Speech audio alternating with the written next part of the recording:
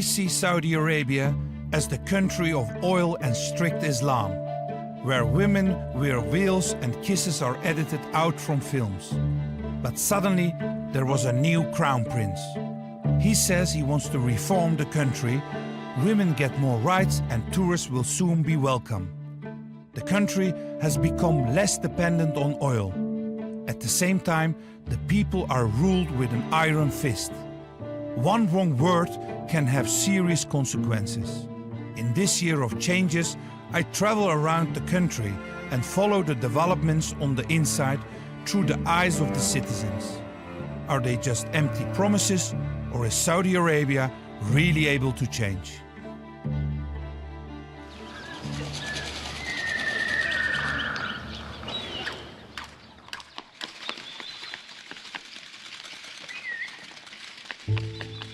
The pride of Saudi Arabia is the Arabian horse.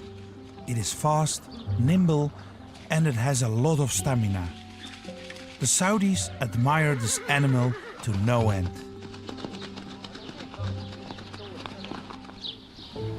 Nou, het is echt een prachtig dier. Fantastisch. En die bewondering, dat gaat eigenlijk best wel ver terug. Dat was met de Bedouinen in dit land die dit paard verder hebben ontwikkeld. Dat was Abdulaziz Al Saoud, die op zijn Arabische paard met zijn mannen Riyadh binnenviel. En uiteindelijk dus de macht in dit land ook greep. En hij bouwde het koninkrijk van Saudi-Arabië op.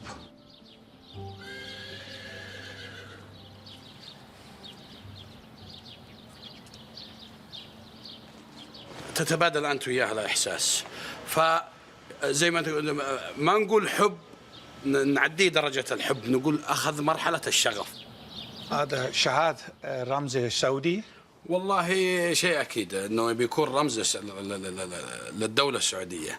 لأن والدنا ووحدت الجزيرة العربية بفضل الله ثم بفضل الملك عبد العزيز عربية فأعتقد أنه رمز رمز رمز. الحصان مصدر فخرك؟ نعم موجودة الفرس أجده. ممكن نشوف هذا الحصان؟ تفضل يلا مشينا.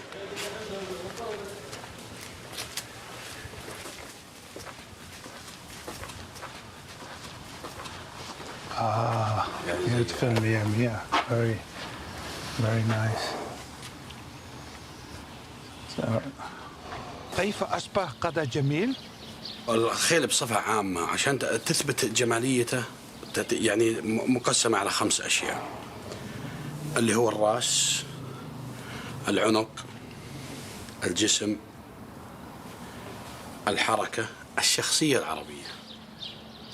شخصية يعني الخيل العربية عندها شخصية، عندها هوية عربية. لما أشوف الشخص هذا أقول هذا عربي أو هذا أوروبي. نفس الخيل برضو فيها الشيء هذا فيها الجاذبية هذه كلها لها تقييمة وتقييمه يعني يرفع معدل الجمال فيها جمعها لنا بالفحل هذا بسم الله عليه ما شاء الله يعني يعد من أجمل الخيول العربية.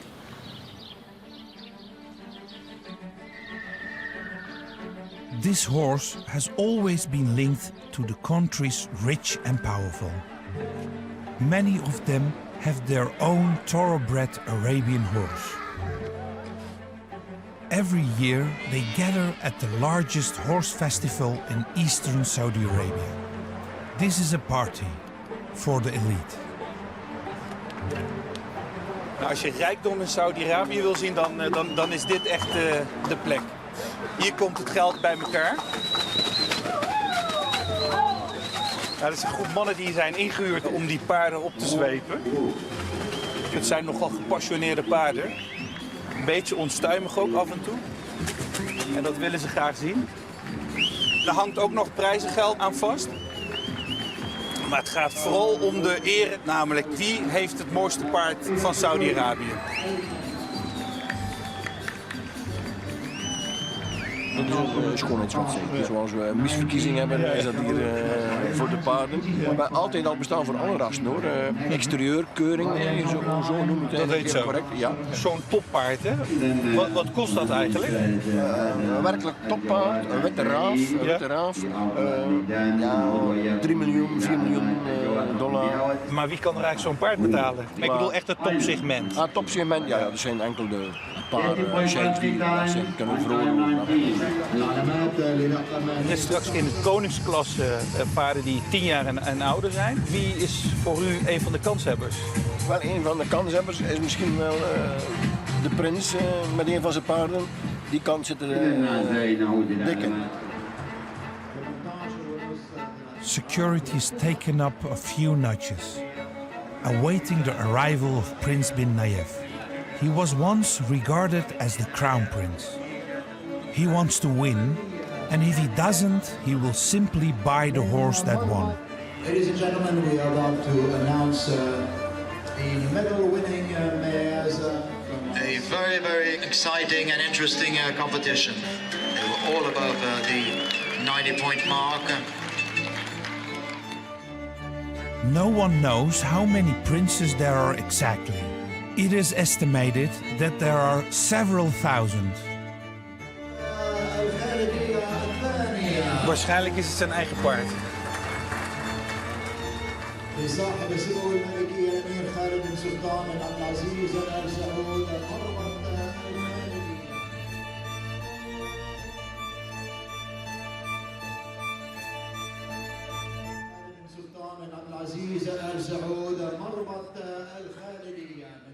The House of Saud reigns supreme. Many of the most important jobs are assigned to family members. Prince bin Nayef is governor of the Eastern Province.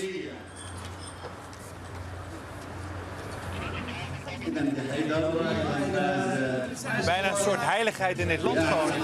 Want hij wordt echt helemaal afgedekt. 50 man aan bodyguards heeft hij. Nou, dit is dus typisch het huis van Saud. Onaantastbaar, onschendbaar, maar ook onbereikbaar. Questions are not allowed. The royal family's work is law in this country. They have a firm grip on the most important source of income: oil.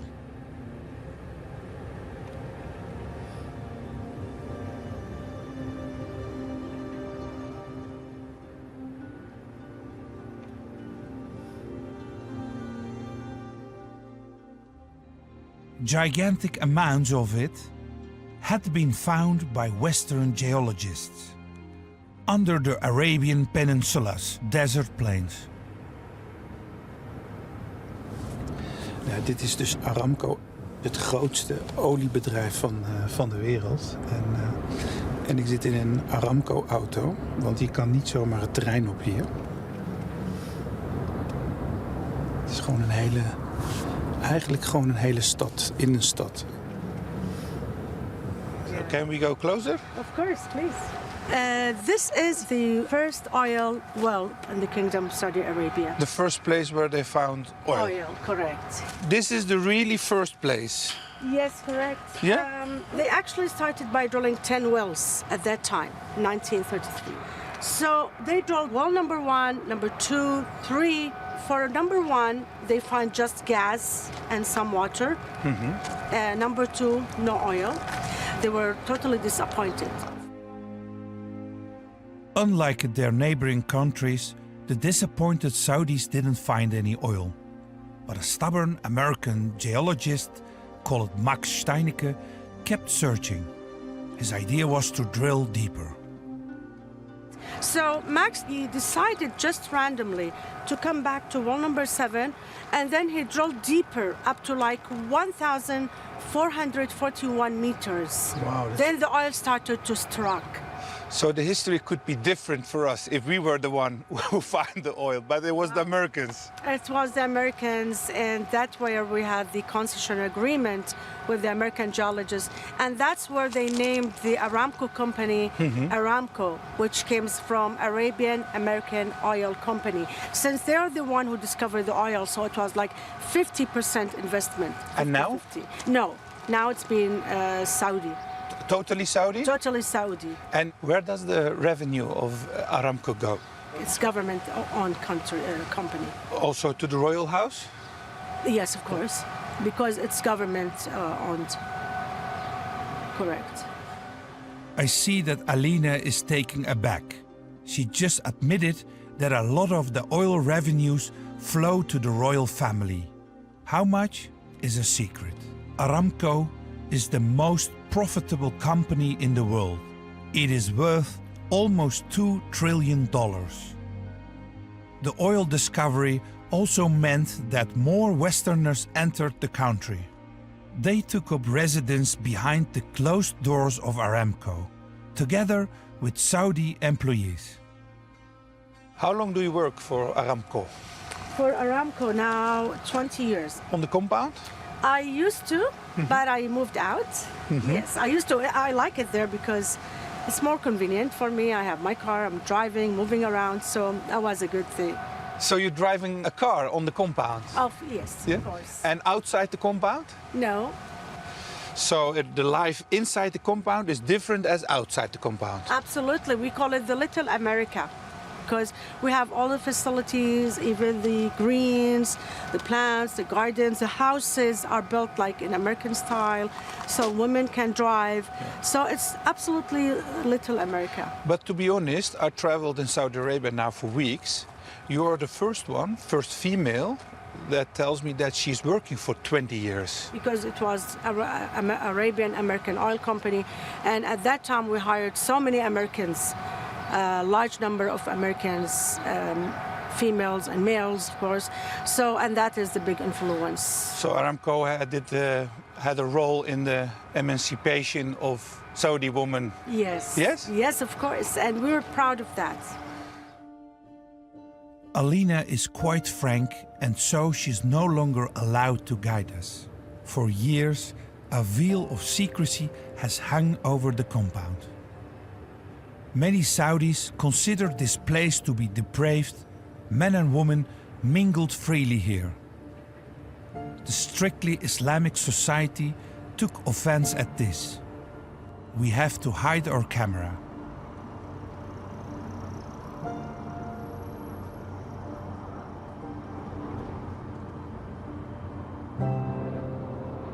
Dit ziet er allemaal heel goed uit, goed georganiseerd ook.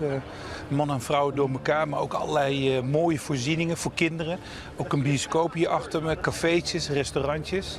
Het is eigenlijk een heel andere wereld hier. En ondertussen moet ik ook even goed om me heen kijken dat er geen mensen van de beveiliging zijn die ons misschien staande kunnen houden hier. De Saudische staat die ziet het eigenlijk helemaal niet zitten dat wij hier filmen. En dat heeft te maken met dat er hier toch een ander leven is dan buiten de muren van dit bedrijf. From 1933 onwards, the Americans were involved with the oil extraction. This enabled the countries to strike a wonderful deal when they needed each other most.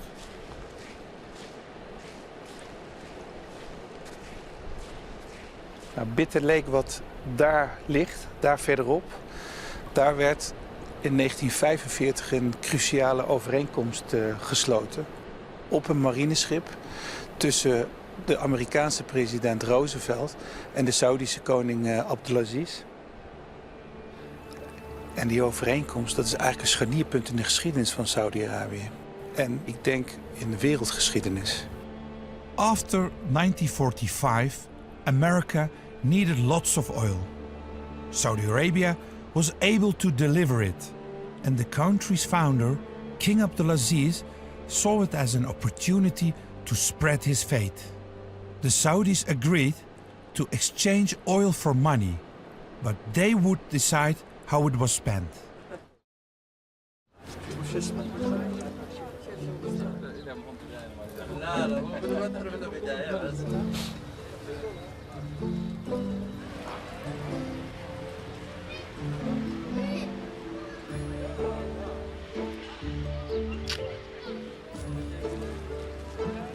It's the annual classic car show we do every year. It's a gathering for people to enjoy the cars, to enjoy the beautiful designs of the 50s and 40s classic cars. And do Saudis like cars? Yeah, they love cars. We used to buy pickups so we can carry stuff, sheep, camels, and people in the pickup. Because you didn't find oil yet. Then. Yeah, no, the oil was found in Saudi Arabia from the 30s, but it was not as much as today. So thanks God for all what we have, alhamdulillah.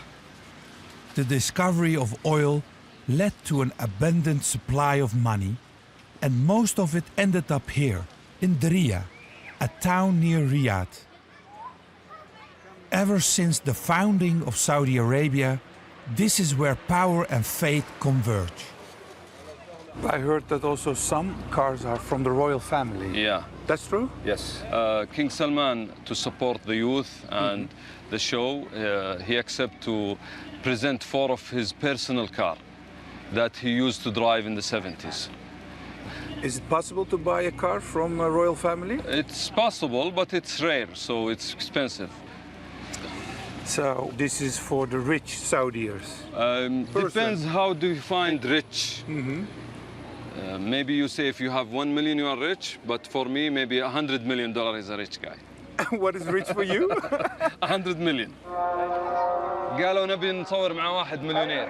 قلت أجيب لكم مليونير. We are lucky. Sattam, the organizer of the auto show, sees one of the truly wealthy walk by. Prince Saud bin Turki Al Saud. You're from the royal family? Yeah. So are you gonna buy a car at the auction? Maybe, why not? Maybe? Maybe, yeah. Which one? The red one. The red one, yeah? Yeah. If he likes the red one, he's rich. How many princes there are in Saudi Arabia? Maybe 4 or 3, 5,000. 4 or 3, 5,000. Yeah. Wow, that's a lot of princes, huh? Yeah. You know them all also? Yes, I know all of Everybody? them. Not in particular, but I know them all. Can I ask you another question? Yeah. In the family, you are also speaking about the changes. How is that inside the family? Everybody's happy about it. Yeah? Yeah. Everybody supports also? Yes, we support 200% everything. You can excuse me because my son is waiting. Oh, sorry, I'm sorry. The prince is extremely friendly, but as soon as we talk about the reforms, he has to go. And he doesn't want to talk to me later on either. I feel that we need to be careful. King Salman's car hasn't been sold. His palace is nearby. Fortunately, Sattam allows me to get in. He's willing to bring me closer. He knows the town inside out.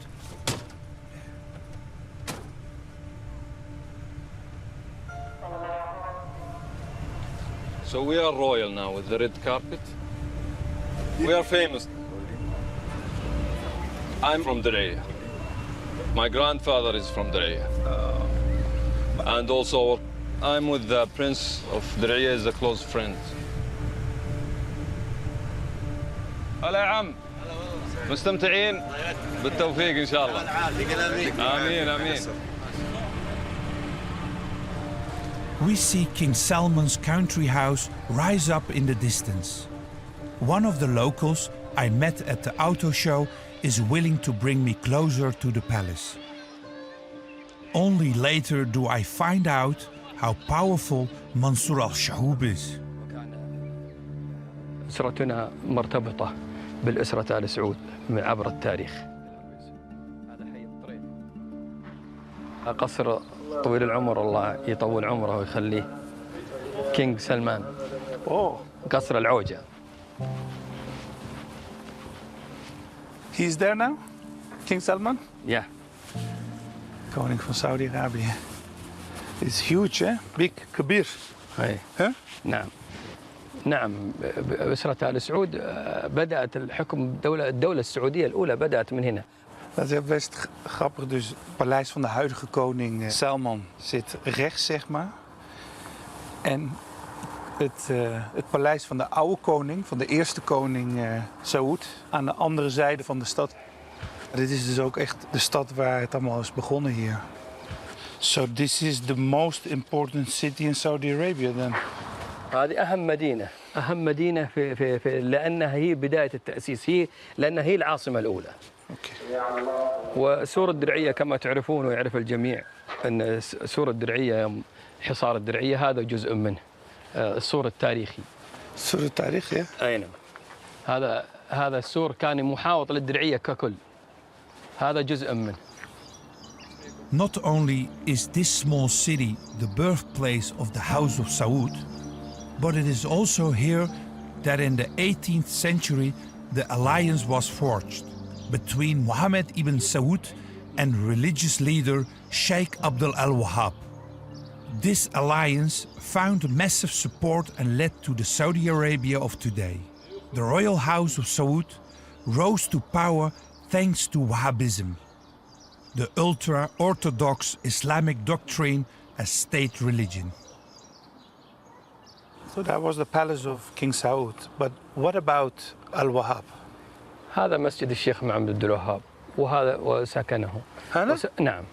وهذا مسجده. كان في الوادي هذا الوادي وكان على الوادي. سلام. عليكم السلام ورحمة الله، كيف حالكم؟ ولم يكن هناك. حياكم الله يا اخوان. اهلا وسهلا. كيف حالكم؟ To my surprise, we are right next to the mosque. Mansour is the head of an important family in Diriyah. Without asking permission, he takes me to the mosque of Abdul al-Wahhab, the religious reformer who introduced Wahhabism 3 centuries ago. He said that those who didn't follow the true faith could even be fought with violence. Het ziet er wel heel nieuw uit, moet ik zeggen. These ideas inspired groups like Al-Qaeda and ISIS to spread death and destruction. كما تشاهد الآن هذا مسجد الشيخ محمد عبد الوهاب بعد بنائه. جميع الفروض تؤدى فيه. So there are some groups who are using his ideology to use violence. They call him an extremist. What do you think about that? غير صحيح. الشيخ محمد عبد الوهاب درسنا كتبه وطلعنا على كتبه وذا لم يدعو في يوم من الأيام لنوع شيء اسمه الجهاد أو الإرهاب أو ما يسمى أنه إرهاب أو كذا. غير صحيح. إلى مسكنه، إلى مسجده، إلى موقعه، كله كلام هذا مركب تركيب. هو فقط إمام مثل أئمة الآخرين. My visit to the mosque reveals a sore spot. The ideology that has been exported using oil money leading to violence in other places has its origins here. Mansour wants to rectify this image. تلاحظون الآن هل رأيت كتب؟ هل رأيت شيء للشيخ محمد عبد الوهاب؟ هل رأيت شيء ما يغير؟ اللهم كلها مصاحف وقرآن، قرآن صغير وكبير كما ترون. مصاحف. لا يوجد هناك كما يدعي الغرب أن الشيخ محمد عبد الوهاب أمر أو طلب كتبه أو تدرس وكذا.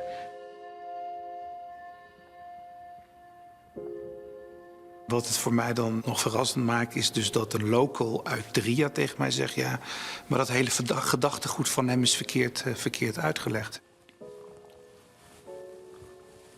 Maar als ik dan zie wat voor ellende het heeft veroorzaakt... in al die landen waar ik ben geweest... Libië, Syrië, Irak, Afghanistan... kijk hoe vredig het hier is... En hoe het dus elders, wat voor ellende het heeft veroorzaakt. En dat allemaal is begonnen hier, op deze plek waar die man is geboren... en waar hij zijn gedachtegoed heeft verspreid over de hele wereld. Dat is toch bizar. The brewing fundamentalism that was embraced by many Saudis first damaged the House of Saud itself. As a protest against foreign influences and women's rights, such as Aramco's Little America, the unfathomable happens.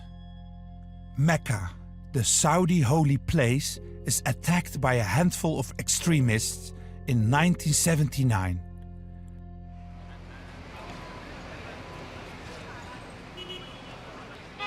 I traveled to Jeddah to talk to an editor-in-chief who saw it happen up close and isn't afraid to talk about it. It was a game changer. There was a creeping tide of extremism had come in. But how did it change? Because how was it before and how was it Before, after? we were normal people. I saw all the James Bond movies in Saudi Arabia, in Jeddah, with my mother in the 70s and early 80s. And it was totally different before the Sahwa came, the awakening came.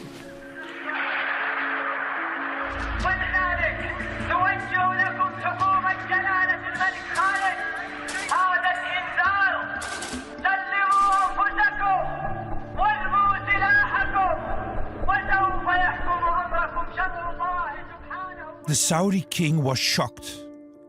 His power rested on the alliance with religious leaders, but resistance had grown. The attackers were executed and he had a solution to prevent further uprisings.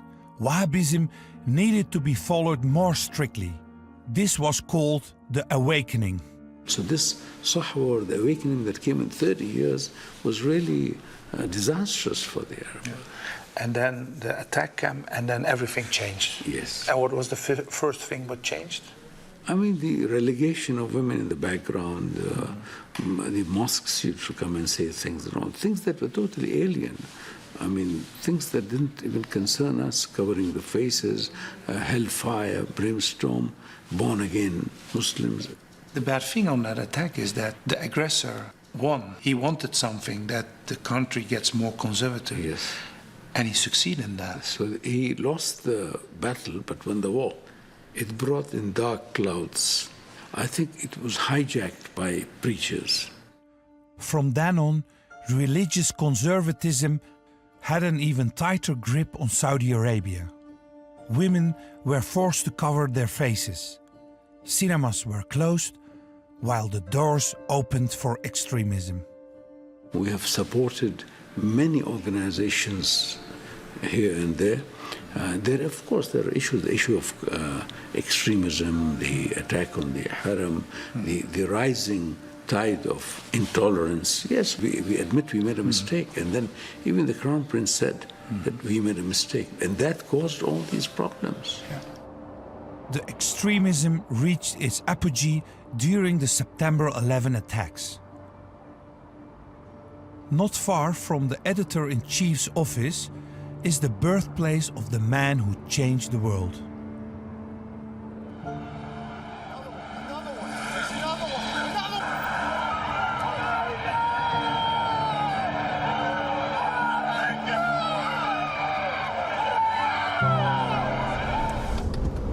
Is this official Bin Laden road? Yeah.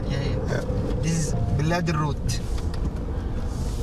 Ja, de Bin Laden die de wereld kent is natuurlijk Osama Bin Laden. Misschien wel de bekendste Saudiër ooit.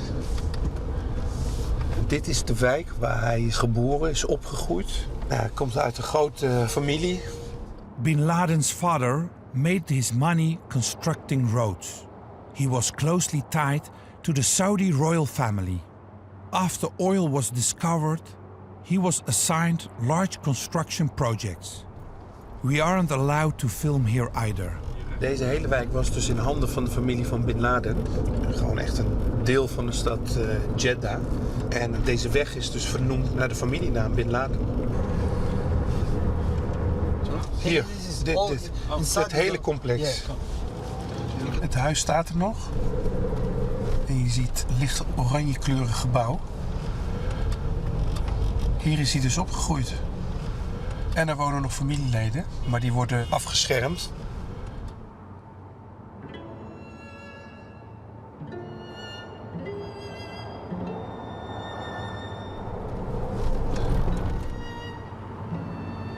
This is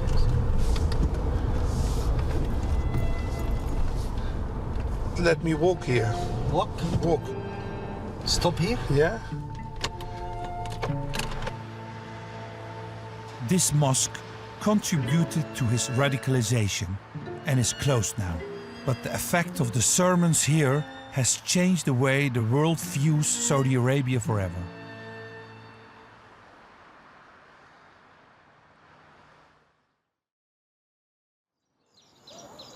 Now that the country appears to be opening up, I am invited by Mansour and his son Salah to visit their home. They want to distance themselves from the extremism. أبدا وسطي ولا نعرف هذا الأشياء اللي يقال عنها الإرهاب والجهاد. لا نعرف هذه الأشياء ولم نعرفها إلا في العشر سنوات الأخيرة. هذه اللي سمعنا فيها. Of course we had all the attacks and all the war. They don't know, of course. They will link the terrorism with us, which is wrong. But there is a strict form of the Islam in Saudi Arabia. You agree on that? We had some conservative periods, but that doesn't mean that we accept the terrorism or the jihadis or any part of those of that ideology. But 9/11, it made a very bad image of Saudi Arabia. Of course, that affect us, and the first people who got hurt are us, and the attacks of them in Saudi Arabia, and we lived it, and we were scared out of it, and we hated it. Was in Saudi Arabia, more than 60 or 70 attack in Saudi Arabia, and it was bloody, ugly thing that no human can accept ever. Mohammed bin Salman slams the door in the face of extremism.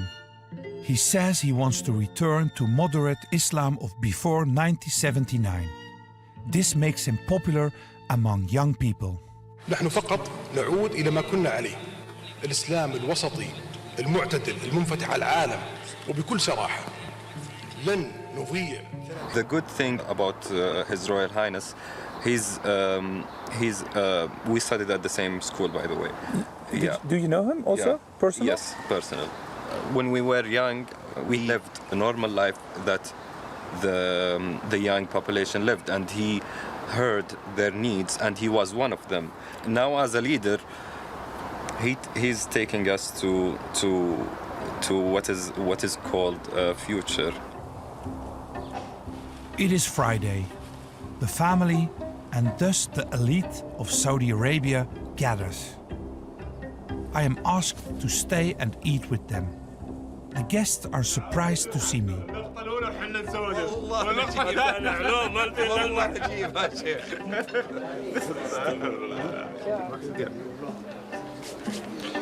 Nice to meet you too. Salah. Who are these people? Is it all family? No, not all of them are family. We have like architects, engineers, generals. How important is this for the Saudi people? You find it in all the families. It's very important if anyone needs anything from the other, so they can help each other. This is the real Darayel. My grandfather now, he was one with the late King Abdulaziz. Yeah, his name Muhammad Muslim. So the family has a very close tie. They served the country for a long time. So then I understand the loyalty of you and the people to the kingdom. Our parents, our grandparents, they're passing this loyalty to us, and we're going to carry on to my son and so forth. This is the protective ring around the royal family.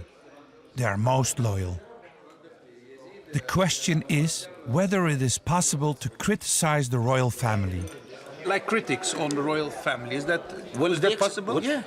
Openly, yes. Without getting any penalty? No. If a critic is within the boundaries of respect, fine. But you don't go and start shouting and bluffing or saying lies, and they will let you go. And if you do that, you get penalties. They should be penalized. If somebody who's not respecting the king or the laws and everything, he should not be respected. You might get me in trouble now, huh? Off camera, there is clearly a fear to say something wrong, even among the elite. Salah takes me to the place where there are women. He'd rather show me the image of the new Saudi Arabia.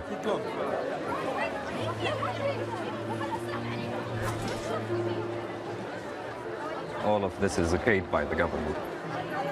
we have the Entertainment Authority.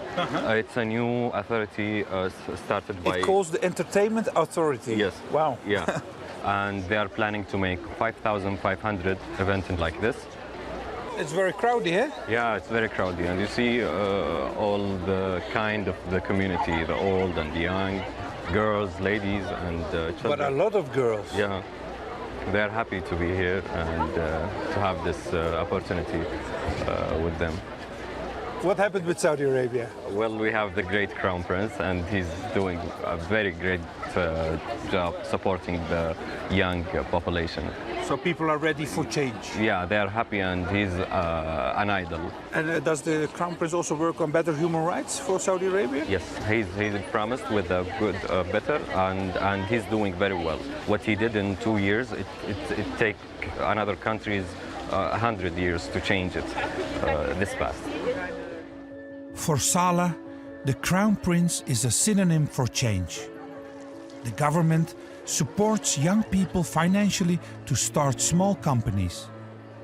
This only increases the faith in reforms. Is this the new energy in Saudi Arabia? Yes. Yeah? Yes.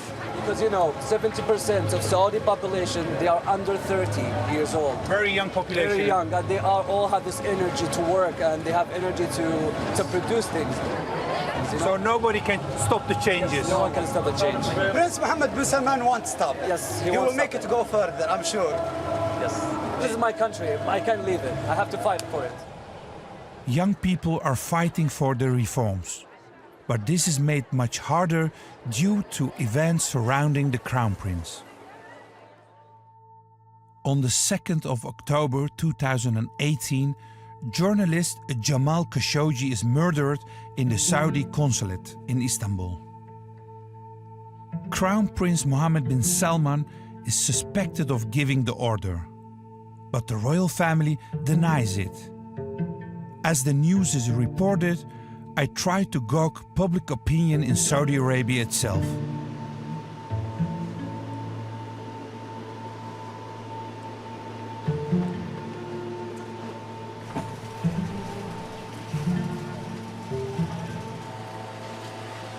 Het valt niet mee om een krant te kopen hier, maar...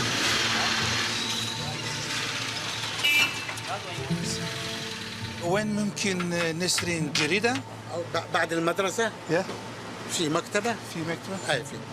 شكرا. عفوا أهلا وسهلا. Ze doen wel erg hun best om het imago op te krikken, maar ja, het werkt natuurlijk niet als je een Saudische journalist laat vermoorden. En het is echt een ontzettend gevoelig onderwerp hier. Nou, eindelijk een krantenkiosk gevonden. Salam alaikum. Marhaba. كيف حال؟ الجريدة اليوم؟ ها؟ اليوم؟ جريدة؟ أيوة. خبر الصحفي؟ دي شوف كله مكتوب، شوف كله حق اليوم جرايد. ما نعرف ايش اللي فيه. صحفيين كله ما في كويس قرايه. Nou, de man zegt dus dat hij niet kan lezen. Wat natuurlijk een beetje lachwekkend is als je een boekwinkel hebt. Maar het is eigenlijk gewoon een smoes om niet te praten over wat het nieuws nu beheert in Saudi-Arabië.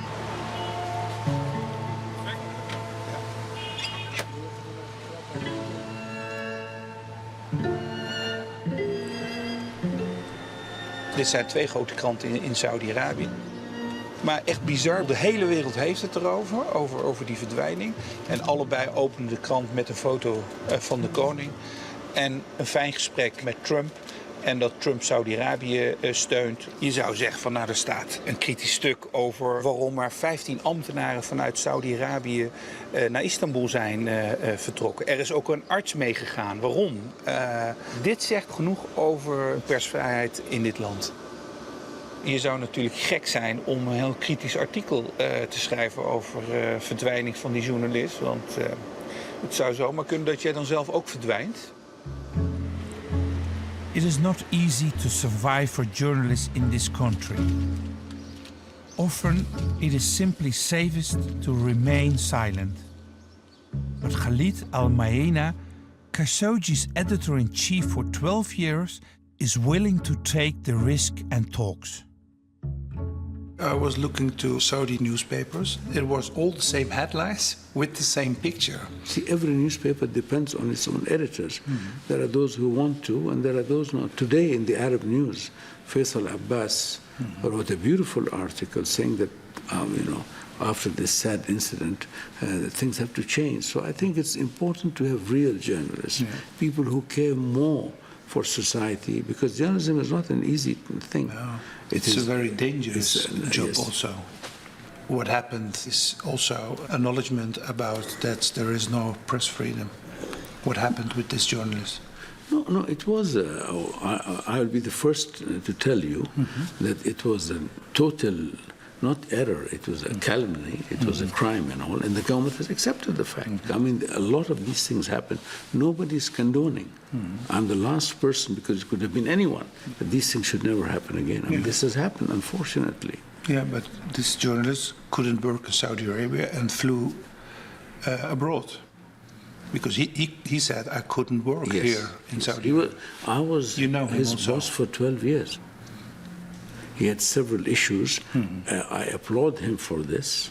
But then he went and all, and he said that he could not for fear of being taken aside.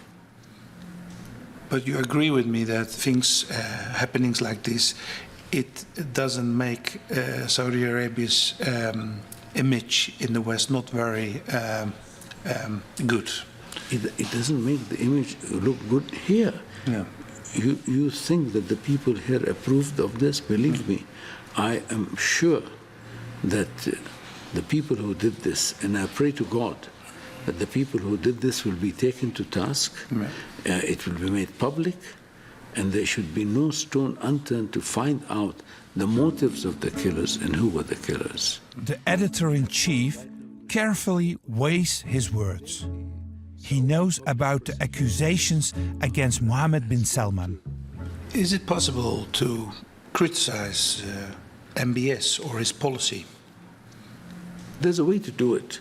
There's a way to do it. I mean, I have even been writing about the sponsorship system, which I think it was, and I wrote it in slavery. In Makkah newspaper, I wrote in the Gazette and all. Nothing happened to me. Today, if there are elections, he will win hands down. Believe me. I will vote for him, not for somebody else. We don't want somebody who's an archaic person. We don't want somebody who will take us backwards. Even Khashoggi's former editor-in-chief draws a line at the royal family. Criticism is fine, as long as it isn't directed towards Mohammed bin Salman, not just out of fear of retaliation, but also the fear of returning to the old Saudi Arabia. The only thing left to do is to attend this first mixed screening with Saleh. He tries to be proud of what has been achieved so far, but he knows his beloved crown prince has shown the world another side of him. Next week, I follow the Pilgrim's Trail, all the way to the Holy Kaaba in Mecca. So God has given the power to Saudi Arabia? I think it is a gift from God. There is a call for moderate Islam, but do religious leaders support it?